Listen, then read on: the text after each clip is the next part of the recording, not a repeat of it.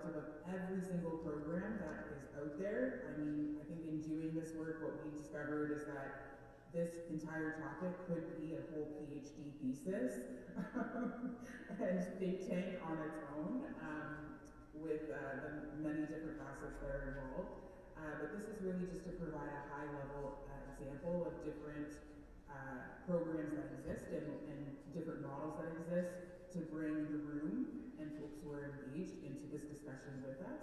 We also conducted a survey in the fall asking Black youth about their experiences with connecting to different programs within the diplomacy component of youth engaging on that sphere, and we're looking forward to being able to share some of those insights with you. We also have some recommendations and things that we'd like to be able to put forward for potential policy suggestions and things that can be implemented to strengthen the pipeline even further. And then we have a brief conclusion that summarizes and brings it all together.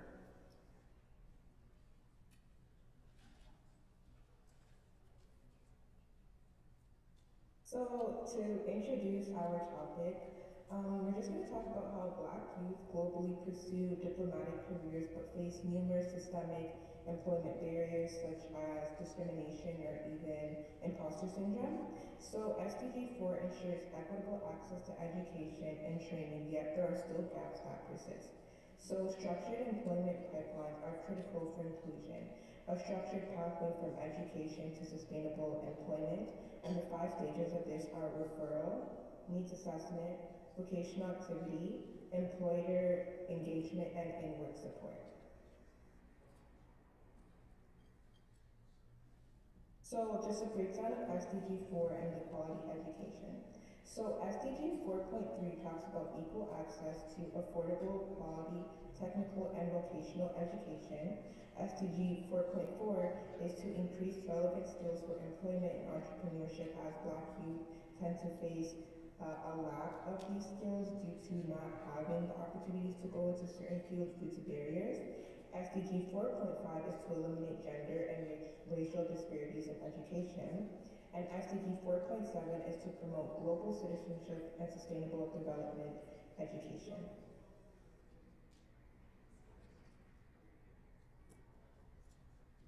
Okay, so why Black youth in global affairs? So we were looking at this from a few different lenses and acknowledging the fact that if we look at, specifically if we were to look at, say, the African diaspora, we know that the African diaspora is comprised of approximately 360 million people, and if that number of people were to comprise a country, it would make up the 3rd largest country in the world, 3rd only to India and China, but still exceeding the populations of the United States and other places like Brazil. And so when we were looking at this conversation, we decided to analyze the different programs and case studies through 3 main lenses. So we were looking at programs and the experiences of youth that are living within continental Africa. And so specifically we addressed that Black youth living within the continent are really critical when it comes to reshaping global power dynamics.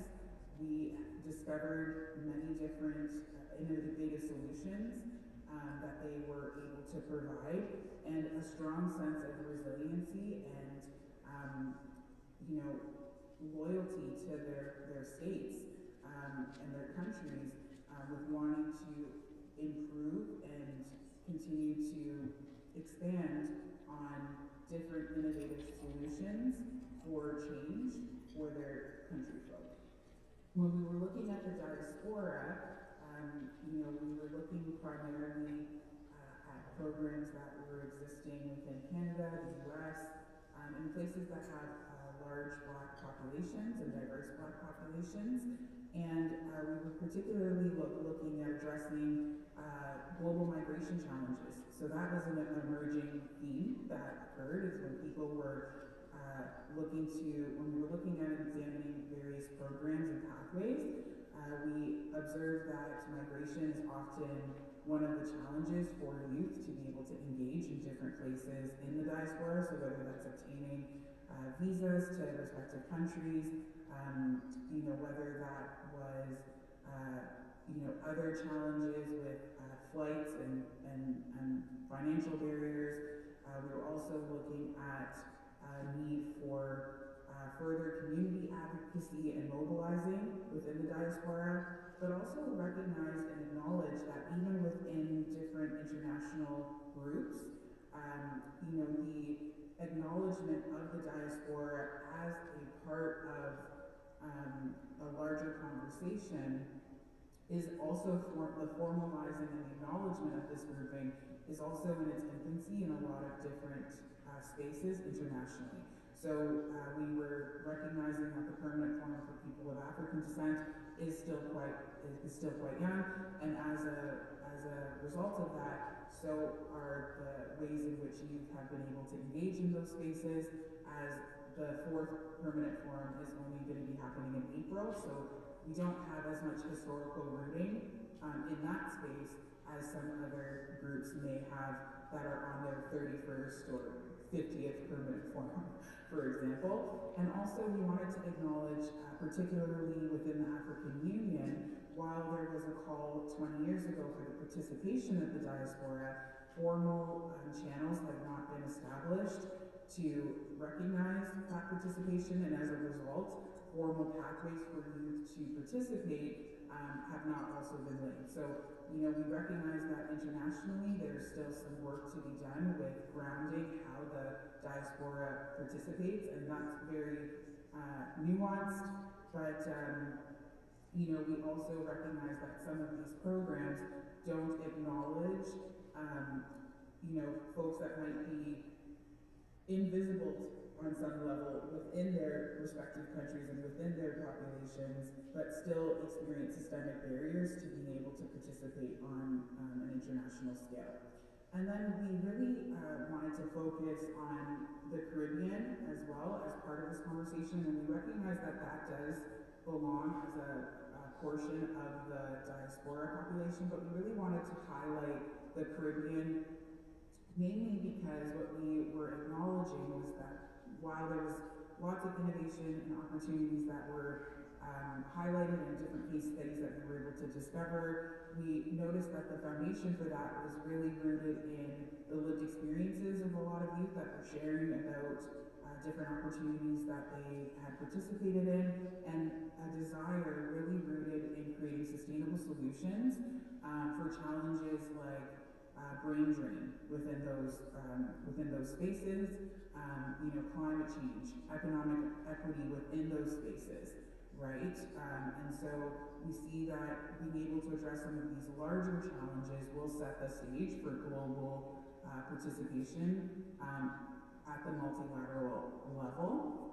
So we highlighted 2 main points as well that we wanted to bring to folks' attention. The first is that when conducting this research, as we said, we looked at a large number of journals, but we also did our own research to research different programs that were available. And, we recognize that this data has not truly been compiled in a very comprehensive way, whether we were looking at JSTOR or SAGE. I mean, for anybody who's in university right now, or has done university degrees, I'm sure you're familiar with various search engines, and a lot of the data that we were able to find, while it may be highlighting involvement from vulnerable communities, or using definitions for speaking about the subjects of the surveys or the research studies,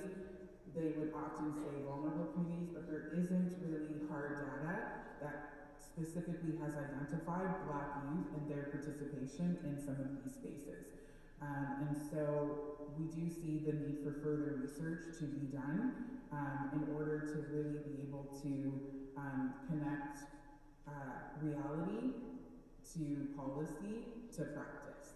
And we also just really wanted to highlight that there's a missed opportunity by not formalizing these pathways, because Black youth bring authentic, critical, and innovative problem-solving skills, and we're living in a global context at the moment that more than ever, our innovation, our ideas, and the lens in which we bring to policy development needs to be heard in order to transform and provide lasting solutions.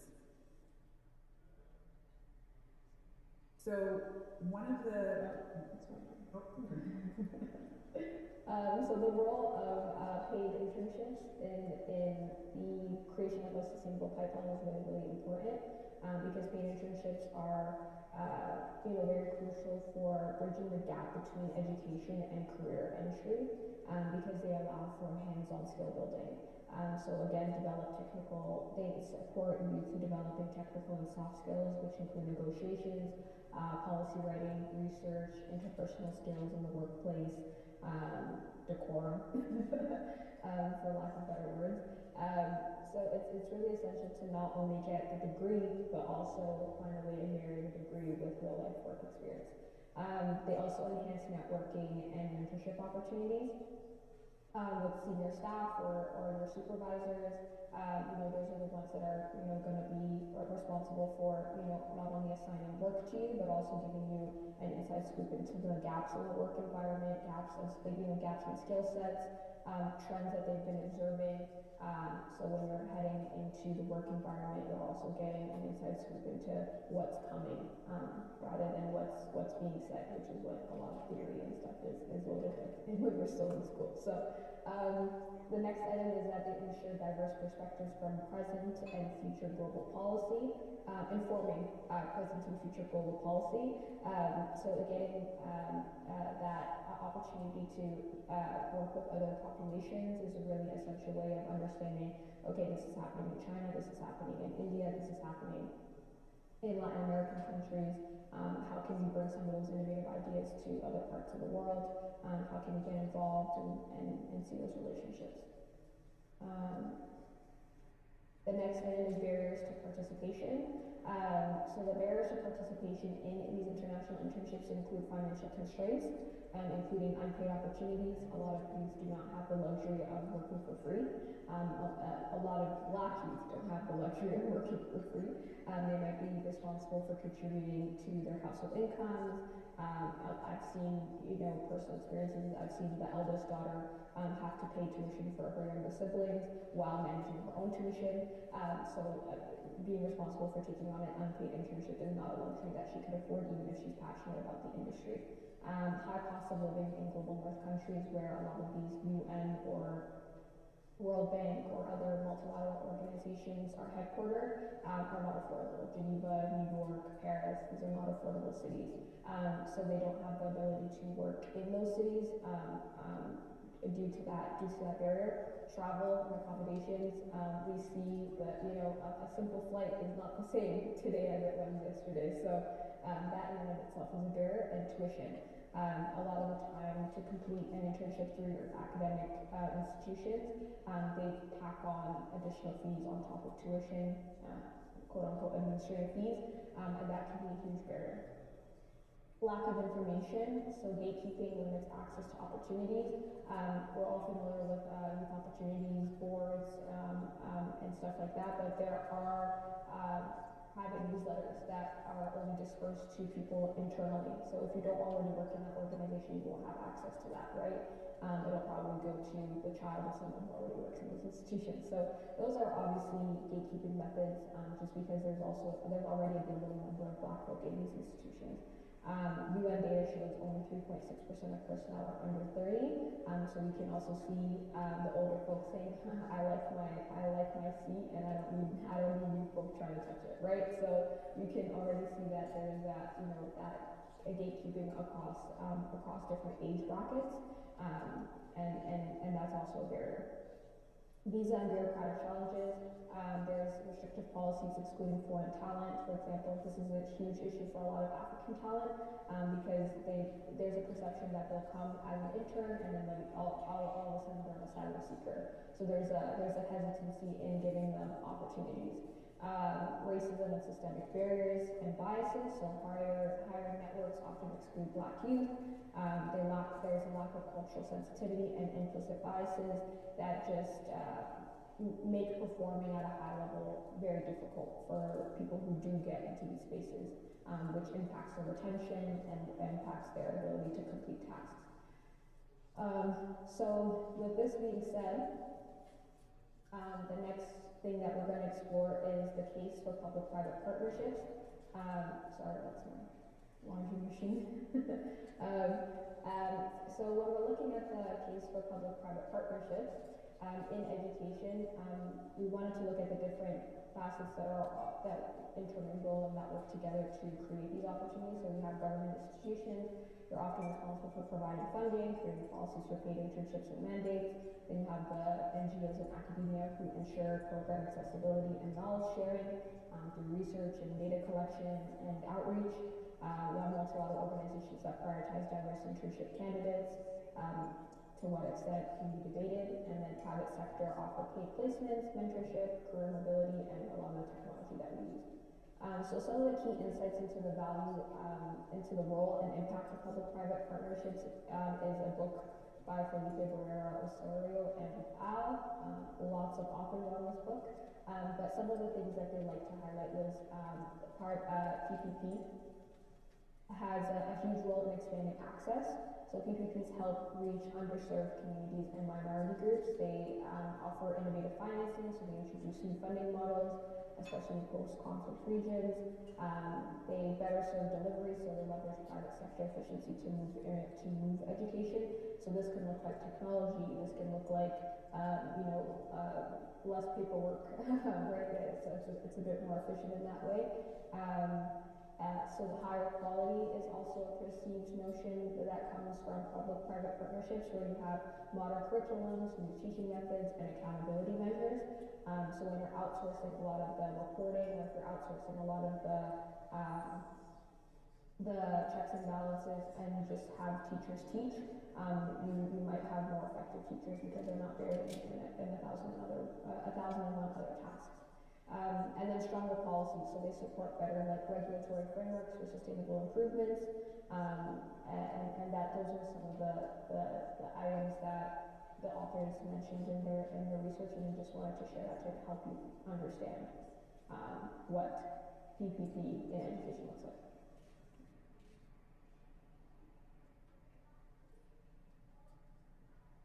Okay, so now we're moving into the section of the presentation where we're looking to really use case studies as an access point to examine the current state of the pipeline of Black youth into multilateral global diplomacy.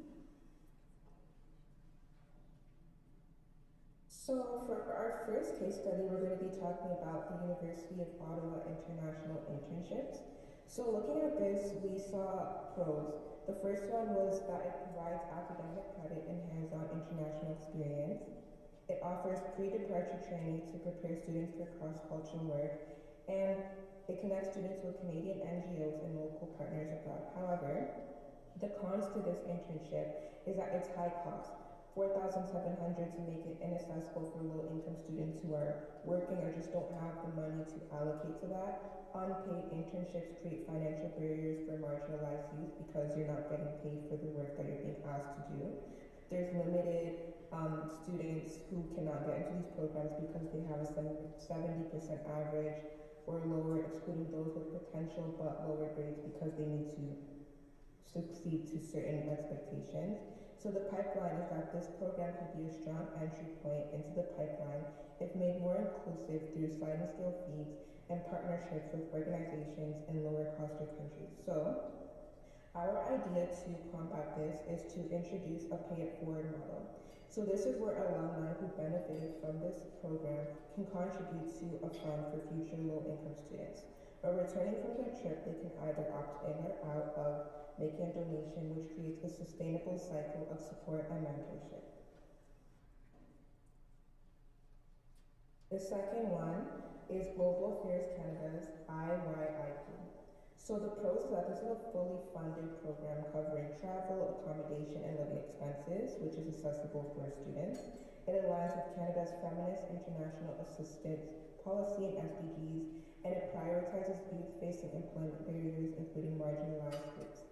The concept is that there's a lack of visibility amongst young Black youth populations, which limits participation. There's no structured mentorship for Black participants. There's a limited follow-up support post-internship to ensure long-term career growth in whatever students decide to pursue. And most partner organizations only offer programs up to age 30, excluding older youth. Another thing that we also wanted to highlight with the IYIP is that in terms of Black leadership and study of Black people, there's not a lot of information out there, and there's a lack of numbers as to like Black leaders in this organization, which doesn't really help in the development of making things accessible. So the pipeline is that IYIP is a strong example of a pipeline initiative that needs to improve outreach and mentorship to ensure Black youth benefit equitably. So our idea is to create a global alumni network where past participants mentor new interns through incentives. They can host visual networking events and share job opportunities. This builds a sustainable community of support. In 2019, IYIP aims to employ 900 interns in more than 40 developing countries, and a strategy to include Black youth proportionately should be an aspect of attaining this goal. And sorry, it's not 2019, it's 2029, but that is the goal of IYIP.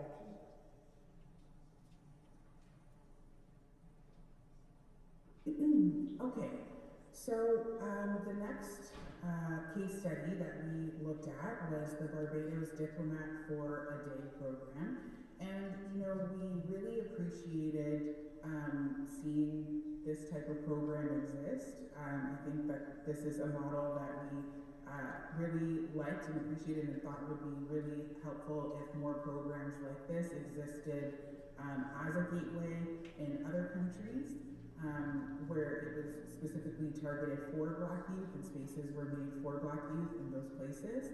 And so one of the pros that we really appreciated about this program is that it did allow for early exposure to diplomacy as a pathway. We're going to share a quote a little bit towards the end of the presentation, but it really is important for youth, especially on the younger scale of the youth spectrum, to be engaged early, to start to create, envision, and be motivated to pursue careers in multilateral diplomacy. And so we really did see that as a strength, that there was early exposure and early intervention within the employment pipeline. We also really appreciated that this program had mentorship from seasoned diplomats and government officials. And so I think why we appreciated this is because it made government real to people. It wasn't something they read in a book, or if they were, you know, in the, I'm sure in the educational system within Barbados, they have a similar part of their high school curriculum where they discuss with youth different levels of government and how they can get involved. But it's very rare for youth to have direct exposure to folks on a diplomatic scale and be able to be mentored and speak with them. So we really liked that direct and concentrated focus at an early age and intervention. And we also wanted to highlight that this program really focused also on gender equality, diversity, and inclusion. And so why this is important is it also highlights other SDGs and is also congruent with the SDG we are looking at, which is SDG 4. And so the con of this program, we also noticed that the unpaid nature of the program also limits participation to those from a privileged background. We highlighted that it's got a pretty short duration. So there's 3 Saturdays, which lacks depth in terms of comprehensive career preparation. So we think that that could be extended or expanded in some way. And we also wanted to highlight that while there was an element where it focused on early intervention, we do think that this program should be expanded to include older youth who could contribute or may not have discovered this or been exposed to it in high school, right? And so when we discussed at a previous point in time, the importance of referrals, if you don't have a teacher or you don't have an adult in your world that is aware of this program, you may not have heard of it at a younger age, and so we think that there could be further opportunities if this was also expanded to consider the older age bracket within the youth pipeline. So we see this as a stepping stone in the pipeline, and if it were expanded to include paid internships, extending the program depth, as well as extending the program to older youth as well, we see that this could be really powerful implementation. And the idea here is to transform the program into something like a Diplomat for a Month initiative, where participants could engage in longer paid internships with government and international organizations. And we see this as an opportunity to provide a deeper experience and make the program more accessible. So we're still in Barbados, sunny, beautiful Barbados, and we wanted to highlight another program that we were able to find. And so the program that we wanted to highlight is through the Rotary organization. And so we believe that this program currently, based on the data that we were able to find, this program is in its 12th year. So we like that they have been growing and have been continuing for at least 12 years. And so that was really great and something strong that we wanted to note.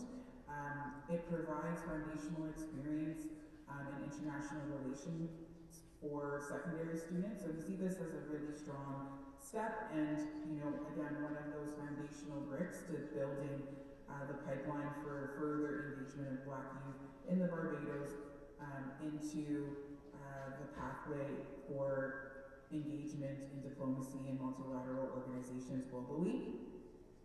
And we also really appreciate that this allows for youth, again, not to just think of particular case studies or information that they're just reading and consuming, but also it allows the participants to be able to engage in critical thinking and problem solving through simulations. So really getting that, try it before you buy it kind of experience. We think these kinds of experiences are very beneficial and helpful for youth. And we also acknowledge that this aligns with the UN's SDGs, which one of their major goals is to foster global citizenship. So we really appreciated that about this particular program. And one of the cons that we notice is that it relies heavily on volunteers and offers no financial compensation. And it's limited to secondary school students. So again, that excludes older youth that might come into the pathway at a later stage in the game. And it also lacks structured pathways, so following these simulations, having the next stepping stone or the next point when it comes to structured pathways to paid internships or career opportunities. So when it comes to the pipeline, we see this as a strong early stage pipeline initiative that if it were linked to developing stronger university partnerships for older participants or community organizations for older participants that could then feed back into the model, serving as model UN instructors. So that, again, deepens the level of former participants' involvement and has them stay connected, and it builds those initial relationships and ongoing relationships and pathways and connections for later points along the pipeline. And so our idea here is really to partner with the universities in the local region to create a model UN to diplomacy pipeline where top performing students are offered scholarships or paid internships in international organizations. We wanted to also highlight the importance for the partnerships with the universities, not just to be within providing like physical space or providing staff support, but also providing international and institutional support. So are there opportunities within particular programs to add educational credit for participation in these types of initiatives? And so we thought that that's something that should also be explored within this model. And this strengthens the existing program, but also creates a clear pathway from simulation to real-world diplomacy. So really what we're underscoring here is that while it's good to get that simulation, without that robust, well-defined, clear goal within the different countries' approaches, not just here within the Barbados, but inside of other programs, without that clearly defined pipeline tracking and assessment tools being applied, then it's very, very difficult to see how effective these programs are into launching Black youth into these international communities and spaces for work. And so that collection of data, that level of planning is important to highlight whether or not the SDGs are being attained when it comes to Black youth specifically.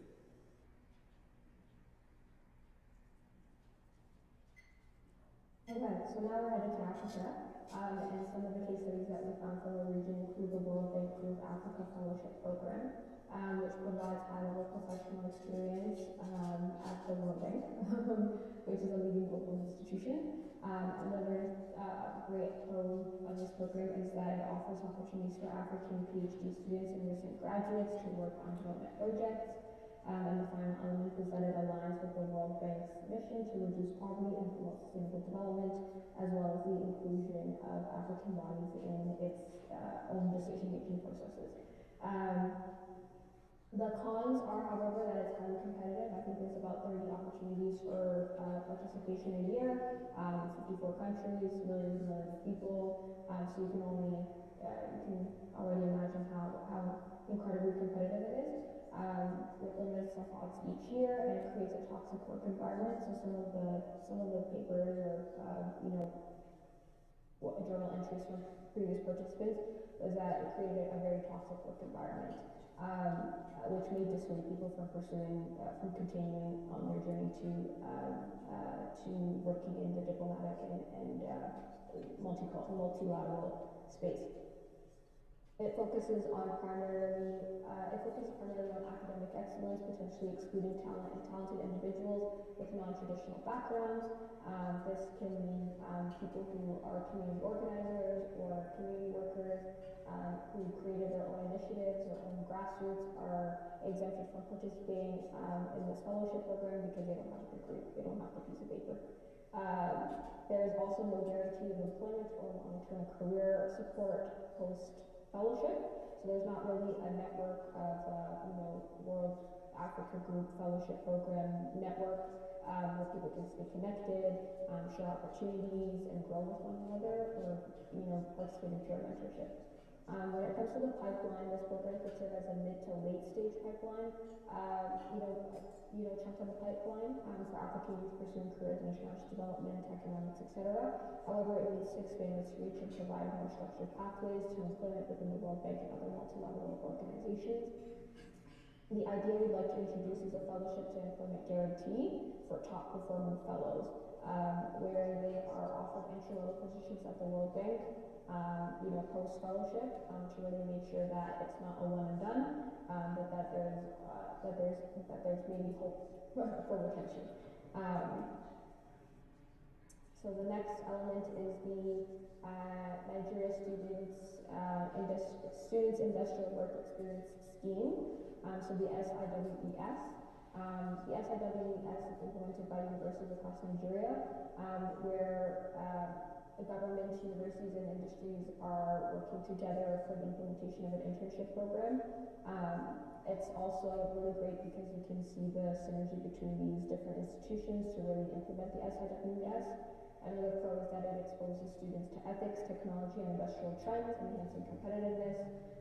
Again, as I previously mentioned earlier in this presentation, education, real work means real trends and real change in their academic thinking.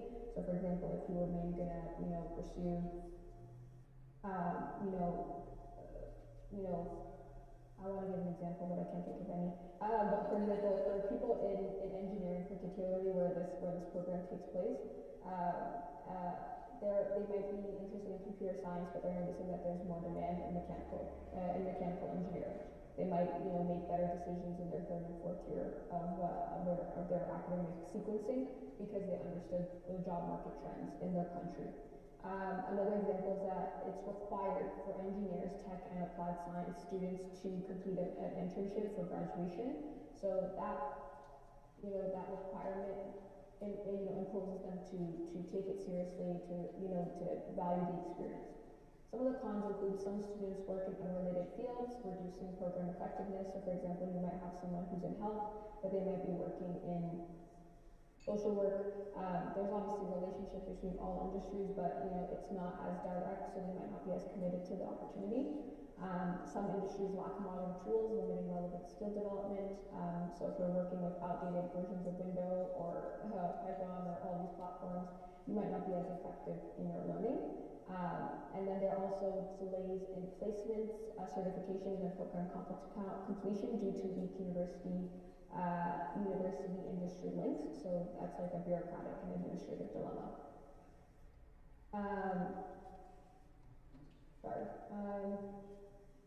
For the pipeline, SIWS serves as a critical early stage pipeline for preparing Nigerian youth for the workforce and the fourth industrial revolution. If they were to launch the SIWS 4.0 digital passport, where students earn micro-credentials, this would have a better impact on their overall growth.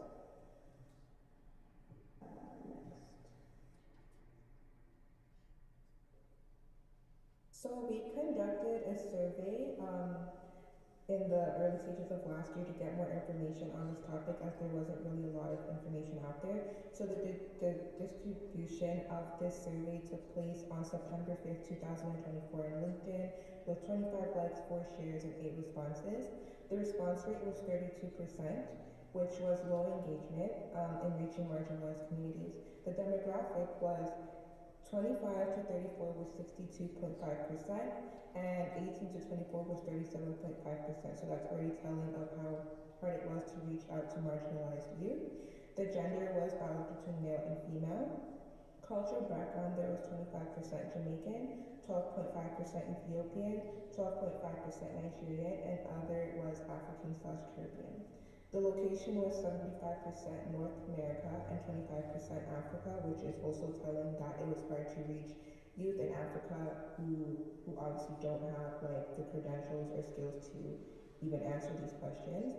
And education-wise, there was 75% bachelor's, 25% master's, and 37.5% in international relations/development. So there's a huge gap. There's only 25% employed in international relations, development, trade, and policy, despite high educational attainment.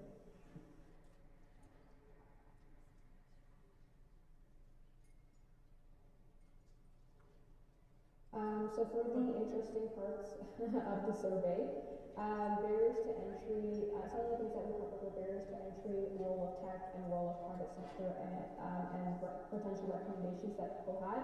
So there were some open-ended questions in the survey.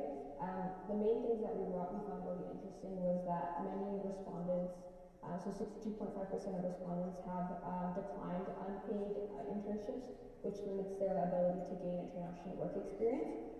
50% cited a lack of mentorship as a significant barrier to accessing careers in international relations and global multilateral organizations.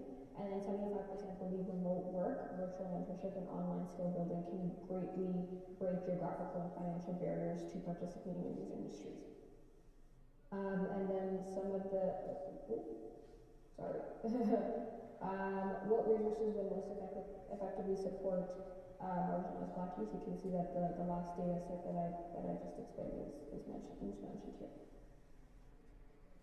As for the recommendations pulled from the survey, some of the items that we found really interesting was that people would really love free access to LinkedIn Learning, as well as LinkedIn Premium through their universities throughout their 4 years to really allow network effectively and make those connections that they can take into the workforce. They also recommended research with faculty as a great means of developing their CVs and their networks. Some of those hard skills are developed through faculty research and connections. But the next thing that they really recommended was support launching personal initiatives and grassroots initiatives. So an example that was given was the PATHY Fellowship. Next would be peer mentorship, so allowing for the creation of Black youth leaders network, and then just allowing for that intermingling and support was really sought after. Finally, job shadowing. So those are some of the really cool things that we learned from people. We're headed into the recommendations then. Yep. So our first recommendation would be a Diplomat for a Day program, which would give students and youth an early career exposure. Also shadowing diplomats, which could give them to observe certain things, to take part in specific activities, interactive workshops, cultural enrichment, and ongoing mentorship. And we also see that international work experience is really important as well. And so noticing as well, highlighting that a lottery framework really funds opportunities for work experience, but we also do not want to ignore members of the diaspora from G7 countries, underlining that there's an assumption that all Black youth in the G7 have access to a lot of these international opportunities, but as we've highlighted, sometimes the outreach initiatives are not really permeating in those spaces, and so we think that should be considered as well when it comes to international work experiences. Again, underlining the affordability of international participation, and as well as funding pooling, so having more opportunities for the ability for folks to be able to pool funds to cover travel, accommodation, and stipends, and also comprehensive support. So, acknowledging the need for pre-departure training, cultural orientation, and ongoing mentorship for these lottery winners, as well as different outlets being harnessed in order to promote and maximize the participation of youth who would normally be missed. Next is the International Job Swap Program. So for youth who really want to experience working abroad that might not have the infrastructure, they might be already employed domestically, but they can apply for the International Job Swap Program, which matches participants from different countries for a 6-month to 1-year job swap in a similar role. So for example, I'm a youth program coordinator, there may be youth program coordinators working in France or in Belgium, and then me and that individual would sign up and say outline our roles and responsibilities, and then that person would come here, and then I would go there, and then that would give us an opportunity to get international work experience without the burden of trying to mitigate new roles and responsibilities. It would just be a similar role, different context, and learning about getting that intercultural experience. So that's an idea that we also had. Obviously, we require ongoing supports, cost sharing, and cultural exchange would have to be worked through. If they're interested, we are happy to share this presentation, but for time for them. Okay, so we also want to highlight the Diaspora Work Experience Program. So we're really looking at leveraging the skills within the diaspora to reduce sovereign debt through performance-based forgiveness, job matching diaspora professionals with critical roles in the government. We also see the need for competitive salaries. There's a lot of data coming out within different places in the diaspora, specifically in North America, that is pointing to when Black youth are attaining higher education, they may be having barriers in getting access to full-time employment and other opportunities that allow them to fully launch and get their careers oriented. And so we see this as something that needs attention. We also want to highlight the importance for global collaboration in order to ensure the effectiveness of establishing more formalized pathways pathways for the diaspora to engage. So we also have a wage subsidy program for private institutions. So this is similar to the VEST program in Canada, where nonprofit organizations would do the outreach to to private institutions to say, hey, we have these trained folks in IT or in global diplomacy and policy and analytics. Please take them on. We'll promote their wages. It'll be no cost to the private organization, but it'll be great work experience. So again, it allows for mentorship and training. The nonprofits who take on that coordination, and it'll allow for capacity building, focusing on building the capacity of new graduates through practical experience in international diplomacy and policy making. And our last recommendation is global grassroots incubators for Black youth-led SDG initiatives. So this is just to provide entrepreneurial and leadership training for Black youth. There's a SEED grant program which offers microfunding opportunities to help participants launch their initiatives. Global networks establishing international fellowship to connect young Black founders worldwide. Visibility and platforming, as well as employment pipeline to help facilitate youth-led organizations, which creates sustainable careers in the social impact sector. And lastly, now we're going to move to the conclusion. So we've highlighted the challenges that Black youth face, including systemic barriers to diplomacy, whether that's financial constraints, limited internships, a lack of mentorship, racism, and others. We also want to highlight that the opportunity in SDG 4 is to promote accessible quality education and training, but we also see that structured employment pipelines must be expanded. From a solutions point of view, we've kind of outlined how private and public partnerships play a role in that, expanding different programs to include mentorship, job swaps, and SDG-aligned initiatives, as well as implementing wage subsidies and incubators to empower Black youth within diplomacy and funding the ones that currently exist. In terms of a call to action, we see governments and NGOs playing a huge role in this, and this is to prioritize and be bold about inclusive hiring and internship models in order to close gaps. The private sector has a role to play in this, again, through partnering with the public sector, but in potentially funding some of these opportunities. We see the opportunity to leverage digital tools and networks for global opportunities, and so creating more of those kinds of spaces and supporting the pipeline that way at different access points for different youth within the age categories, looking at young youth, like under 18, but also all the way up until 35. We see the need to connect organizations and foundations providing programs for Black youth and their participation in multilateral diplomacy with fundraising specialists to expand funding potential. And so this is really an opportunity to leverage the skills in one sector to continue to support the application for grants and things of that nature, and the building capacity for these types of initiatives. We also see, and this is very important, the need to underline and increase assessment tools and research funding going towards studies that close the gap that exists currently in the literature, and funding more explicit studies about the engagement pathways of Black youth within various programs internationally and also within continental Africa.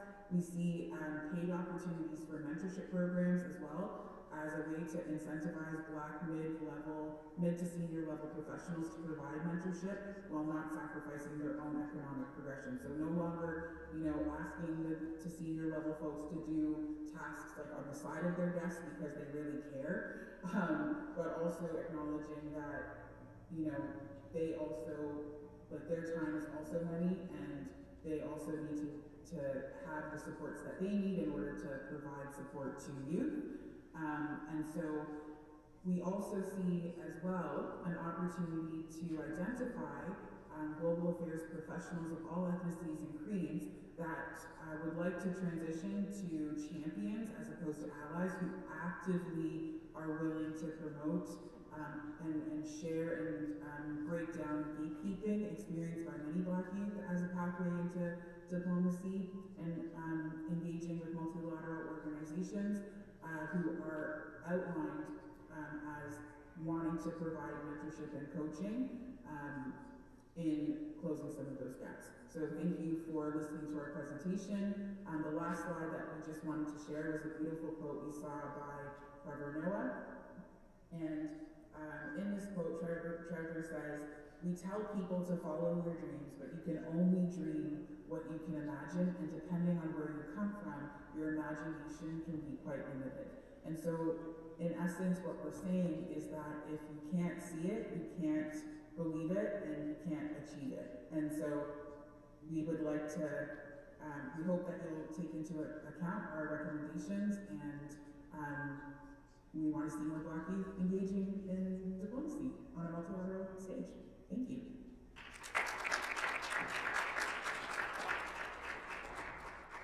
Thank you so much for that lovely presentation. There was a lot of great information in there, and I think I wanted to create space for us to talk through some of the information that you shared, but reach out to the audience here to see if anybody has any questions to build on what you shared with us. Are there any questions in the audience? Well, am I going to have to pull a Mr. Cameron and start handing the mic to people? Any key core questions or takeaways? Any takeaways from the conversation? Any takeaways from the presentation? Thank you. Good morning, everyone. We're just about afternoon. My name is Lauren Williams. I am a program manager by day and a lawyer by night. My question, so one, I had a clarifying question, and two, the other has to do with where we are situated in Canada. So my first was, as part of the survey that you did, I did not quite hear what your explanation for the lack of responses from youth in continental Africa was. Do you mind repeating that if you recall that section? I thought I heard something to the effect that youth in continental Africa may not have the wherewithal to access the resources or understand the questions. I'm not sure, so if you could clarify that for me. Well, oh, go ahead, Aaron, and I'll add on to what you said. Go ahead. Yeah, thank you for your question. We did post the survey on LinkedIn, which is a platform that we just have to be mindful of what social media platforms are accessed by which demographics in which region of the world. So our assumption was that the reason why we didn't have that many folk from continental Africa participating in the survey was just because they're not on LinkedIn at the level that maybe North Americans are. I know personally in Ethiopia, Facebook is still the hot topic. So maybe if we had posted the information or the survey, the survey on Facebook or on Instagram, we might have had more folk from Africa participate. But it just might be a lack of awareness of its existence. So lack of numbers. And I think if I were to underline what Johanna was saying, the reason we did the survey was because we couldn't find a lot of primary data. And so, that wasn't our original intention. When we were looking for data specifically on this topic with Black youth, there's a lot of piecing together, making assumptions because the actual core data was not actually out there in published journals in a very clear and concise way. And so this was our attempt to try and get some level of support, but I think it underlines our recommendation of further funding being offered to, as a research opportunity. We think this topic could be someone's PhD, truly, to add to the body of research and literature that could inform policy development. But if this isn't underscored, we're three people just putting it out there and trying to share. But I think in reality, like this is a study that could be done again with the appropriate, outlines for outreach, with the expertise for outreach beyond, us as three people trying to put that out there, and able to, in order to mobilize stronger participation and statistically significant data. Thanks for sharing that. That's very helpful. My other question has to do with your impressions or recommendations for Canada. I know we are currently in Canada, and there's been much spoken about the continent, the diaspora, the Caribbean, and I'm curious as to what your impressions are, recommendations, what can be done to increase youth engagement or the employment pipeline within Canada. So I can answer that. One of the things that we did come across was some data that was speaking about how the impacts of COVID on particular vulnerable populations, and something that we did observe is actually when we were looking at the IYIP program through Global Affairs as an example, we noticed a couple of things. So one of the things that we noticed is that they, most of the program receive funding are from 18 to 30, and so that later gap of youth are often left out, and in a regular context, without considering the experience of intersecting identities and how those barriers can delay the participation of youth, that again is something that stigmatizes and causes talent loss and opportunity loss for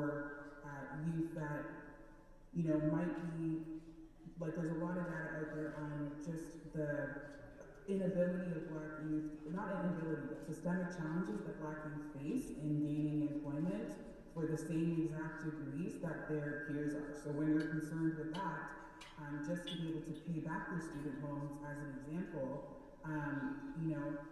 it can be a huge barrier to them thinking about how you're going to progress in your career and in your dreams when you're solely operating in survival mode and might be experiencing some other challenges. So our recommendation is to also reconsider for a lot of these programs and the funding that's available to increase the age to 35. And to be quite honest with you, that was a whole missing in terms of responding to after the effects of COVID and how that's had an impact. And that it's not just for the youth who are currently in that age group, it's also for the youth that, being somebody who works in higher education and seeing this all the time and have colleagues all across the country that talk about this, there's that gap in skill development for the youth that were in high school during COVID moving into higher education. And so that confidence to actually be able to engage has also been delayed, but what's missing is that the programs are not actually aligning to address that. And then the other thing that we highlighted and we noticed within the IYIP program is that while there were many different organizations that they're partnering with, we thought it was very interesting that we were also did a high level analysis of, okay, well, who are those executive directors or board of directors members? And, we were able to see and identify that from what we were able to observe, only one of them had an executive director who was Black.